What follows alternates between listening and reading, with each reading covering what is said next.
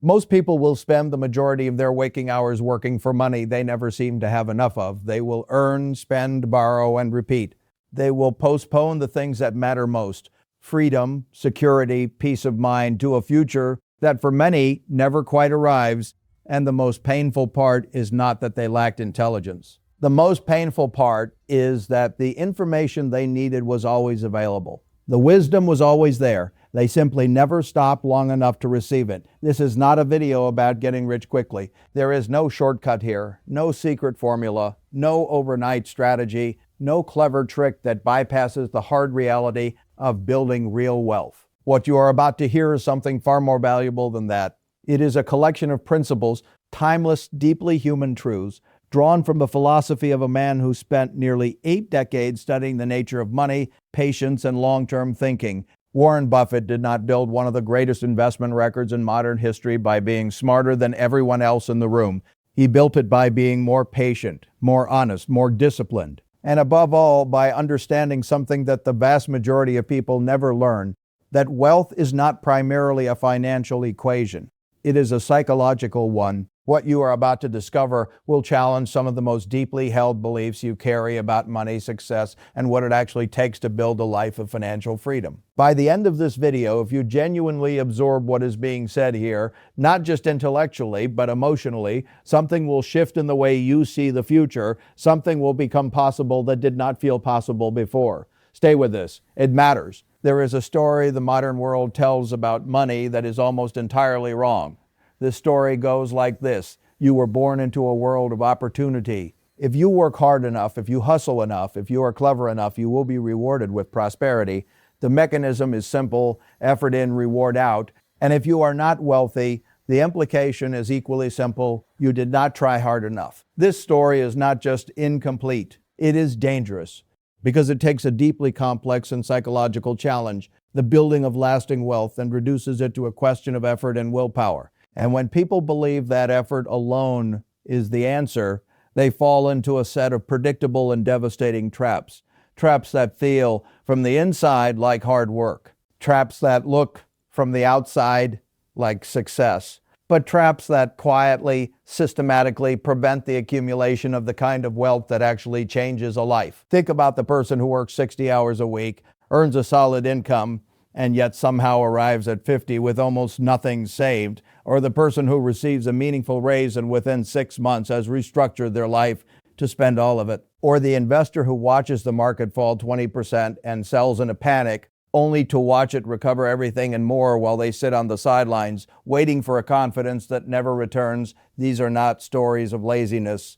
These are stories of a fundamental misunderstanding. A misunderstanding about what money is, how wealth actually behaves, and what the human mind does, almost instinctively in the presence of financial decisions. The root of the problem is this: the human brain was not designed for long-term financial thinking. It was designed for survival, for immediate threat assessment, for the fast, emotional decision-making that kept our ancestors alive in a world of genuine physical danger. When a threat appeared, you reacted. When food was available, you consumed it.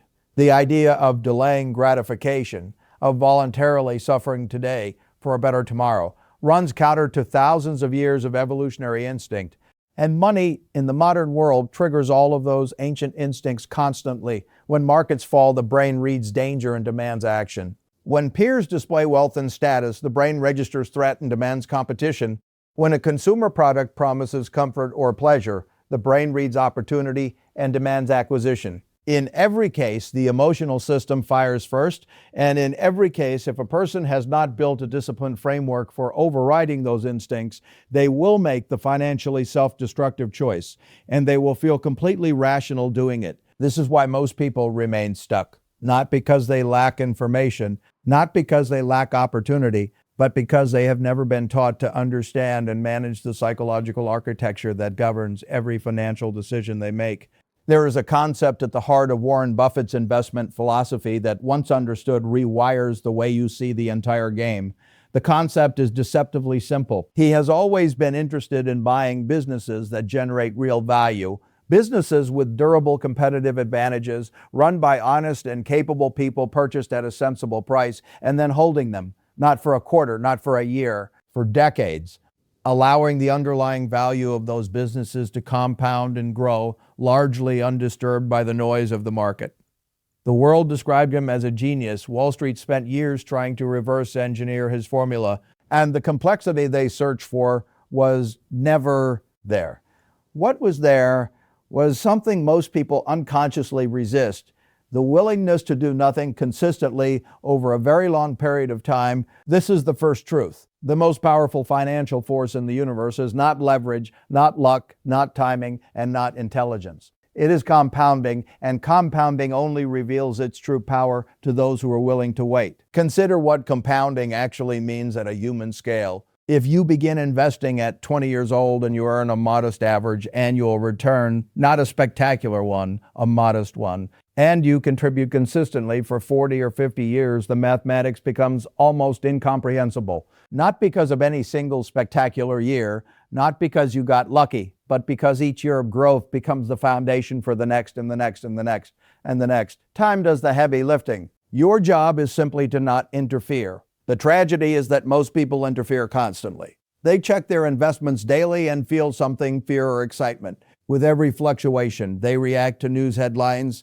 They watch what other investors are doing and try to imitate it. They sell when the emotional weight of watching their portfolio decline becomes too much to bear. And each time they interfere, they are not just making a suboptimal decision. They are actively breaking the compounding chain. They are interrupting the one process that, left alone, would quietly and inevitably build the financial future they claim to want. The first lesson, then, is not about stocks or markets or financial instruments. It is about time. It is about the discipline to commit to a long game in a world that celebrates and rewards the short game at every turn. This requires a specific kind of psychological strength, not the dramatic strength of visible sacrifice, but the quiet, unglamorous strength of consistency. The stray, to invest when the news is terrifying, to hold when everyone around you is selling, to continue adding to positions that have declined in the short term because you understand the long-term value of what you own. This is not passive. It is an active daily choice to resist the entire cultural architecture designed to pull you away from it. But compounding alone cannot save a person who has not first confronted a more immediate and seductive enemy. That enemy is the psychology of lifestyle inflation. There is a pattern that repeats itself with remarkable consistency across income levels, professions, and geographies. A person earns more money. They feel, briefly, the relief and possibility of that increase. And then, almost automatically, not through conscious decision, but through social osmosis, their spending rises to absorb the new income entirely: a better apartment, a newer car, more expensive dinners, upgraded vacations. None of it is extravagant in isolation. All of it, combined, constitutes the single most effective mechanism for preventing wealth accumulation that has ever existed. The technical term is lifestyle inflation. The psychological reality is something deeper. It is the human tendency to equate spending with status and status with self-worth. We live in a culture that constantly communicates through 1,000 subtle signals that what you own is who you are, that the visible markers of your consumption represent your value as a person. And so every time income rises, a quiet internal voice suggests that upgrading your lifestyle is not just permissible, it is appropriate. It is what someone at your income level is supposed to do. Warren Buffett has lived in the same house in Omaha, Nebraska for decades. He bought it in 1958 for approximately $31,000. He drives modest vehicles. He has described the house as one of the best investments he ever made. Not because it appreciated dramatically in value, but because it grounded him in a set of values that protected him from the corrosive pattern that derails so many wealthy people. The comfort of simplicity, the freedom of not needing to perform prosperity. This is not an instruction to live in deprivation. It is not a moral argument against enjoying the fruits of your work. It is something more precise than that. It is the recognition that every dollar you do not spend on signaling your status to others is a dollar that can be deployed into assets that grow. Every time you resist the social pressure to upgrade your lifestyle in proportion to your income, you are making a decision that will compound invisibly and powerfully for the rest of your financial life.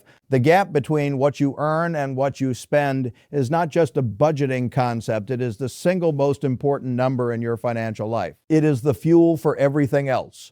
Without it, no amount of investment knowledge, no degree of market sophistication, and no amount of ambition can build lasting wealth. And the second lesson, therefore, is this: protect your gap with the same intensity you would protect your health, because in the long run, it will determine the quality of your freedom just as surely. There is a third truth that Buffett's philosophy illuminates with unusual clarity, and it is one that most investors, even experienced ones, resist with surprising force. It is the principle of buying value, not headlines. The stock market is, at its core, a mechanism for the continuous revaluation of businesses. Every day, millions of buyers and sellers are collectively forming opinions about what companies are worth, and prices move to reflect those collective opinions. In the short run, those movements are driven primarily by emotion, by fear and greed, by narrative, and speculation, by the psychology of crowds.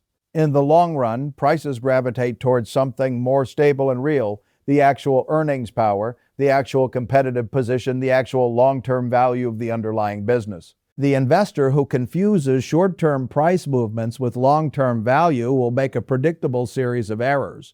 They will pay too much during periods of euphoria when prices reflect optimism and hope rather than reality. They will sell too cheaply during periods of fear when prices reflect panic and despair rather than the underlying fundamentals of the business. They will be perpetually reactive, chasing what has already risen and fleeing what has already fallen, always a step behind the market's mood. Buffett's philosophical approach inverts this entirely. He has described market downturns not as disasters, but as sales. When quality businesses that he understands and values highly fall in price because of market fear or temporary disruption, he does not panic. He buys. He accumulates more of something he already believed in at a price that makes the value proposition even more compelling. This requires something that sounds simple but is profoundly difficult to practice: a clear, independently formed view of what something is worth, not what the market says it is worth today, not what a commentator on television says it is worth. Your own reasoned, disciplined assessment of its intrinsic value, built on analysis, experience, and intellectual honesty. Most people never develop this capacity because they never slow down long enough to think independently. The modern information environment is designed to prevent it. There is always another headline, another hot take, another confident prediction about where the market is heading. The noise is ceaseless and deliberately compelling. And every time you react to it, every time you let the daily fluctuation of prices influence your strategy, you are surrendering your most important financial asset, your own judgment. The third lesson is this: become a student of value, not a follower of price. Learn to distinguish between what something costs today and what it is genuinely worth over time. Build that conviction slowly, carefully, through genuine understanding of the businesses or assets you own, and then hold that conviction patiently and stubbornly against the inevitable pressure of market sentiment trying to change your mind. The fourth truth is perhaps the most uncomfortable because it targets not your financial behavior but your identity. Most people are trained from the earliest age to be employees, not in a cynical sense. Employment is a legitimate and often deeply fulfilling way to organize a working life. But in a structural sense, most people are trained to exchange their time for a fixed wage and to believe that this exchange is the primary mechanism through which financial security is built. The problem is not employment itself. The problem is the belief system that accompanies it, the belief that financial security comes from a steady paycheck rather than from owned assets, the belief that risk is something to be avoided rather than understood and managed, the belief that the relationship between time and money is fixed, that more money necessarily requires more hours of labor. Buffett's philosophy is, at its deepest level, a philosophy of ownership. He does not merely earn income from businesses. He owns stakes in businesses that generate income whether he is actively working or not. He has spent his career building and acquiring assets that work continuously, that generate returns across decades, and that grow in value independent of how many hours he personally dedicates to them each year. This is what the financial world calls passive income. But that term makes it sound effortless, and building the foundation for it is anything but. It requires years, sometimes decades, of patient capital accumulation, intelligent allocation, and the discipline to reinvest returns rather than consume them. It requires a fundamental shift in the question you ask yourself about money. Not how much can I earn this year, but how much can I own that will earn on my behalf indefinitely. The fourth lesson is therefore a challenge to your identity as much as your behavior. It asks you to begin thinking about yourself not just as someone who generates income, but as someone who builds and accumulates assets. It asks you to evaluate every financial decision, not just in terms of what it costs today, but in terms of what it costs you in future asset accumulation, the car payment that prevents you from investing, the lifestyle upgrade that depletes your surplus, the comfortable safety of a salary that never quite creates the space to build something that belongs entirely to you. None of this is achieved in a single year, but it begins with a single shift in perspective, from earning to owning, from consuming to accumulating, from thinking about money in terms of months and years to thinking about it in terms of decades. The fifth truth is the one that ties all the others together, and it is the one that most people find hardest to accept precisely because it asks the most of them. It is the truth about patience. Real patience, not the polite version, the ability to wait 20 minutes for a table at a restaurant, but the deep structural patience of someone who genuinely understands that the most meaningful financial transformations happen across timescales that the modern world is deeply ill-equipped to value. There is a well-documented psychological phenomenon in which people systematically undervalue future rewards relative to immediate ones, show someone a choice between receiving $100 today or $120 in a month, and most people choose the immediate reward, even though the delayed option represents a 20% return in 30 days, a rate of return that would be considered extraordinary by any professional investor. The pull of immediacy is not rational, it is emotional. It is primal, and it governs financial behavior far more than most people would like to admit. Buffett's record is, among other things, a sustained experiment in the defeat of this impulse. Consider the mathematics of his investment timeline. It is widely documented that the overwhelming majority of his net worth was built after the age of 65. Not because his earlier investments failed, but because compounding, when left undisturbed over a long enough period, produces results in the later decades that dwarf everything that came before. The tree was planted in his 20s. The fruit became abundant in his 80s. Most people, in the world of instant gratification and quarterly thinking, would have cut the tree down decades before it bore its most significant fruit. The lesson here is both mathematical and spiritual. It asks you to become comfortable with a kind of invisible progress, to invest and to save and to build, and then to resist the need to see dramatic results on a short timeline, to understand that the most important work of wealth building is often the work you cannot see. The compounding that is happening quietly below the surface, accumulating mass and momentum that will become visible only after years of faithful, patient contribution. This kind of patience is not passive. It is active, deliberate, and hard-won. It requires building systems, automatic investments, structured savings, asset allocations that remove the desi seeds, scion making from moments of emotional vulnerability. It requires cultivating a relationship with your future self that is vivid and real enough to compete with the immediate desires of the present. It requires, in the deepest sense, a philosophy of life that places more value on what endures than on what is merely exciting.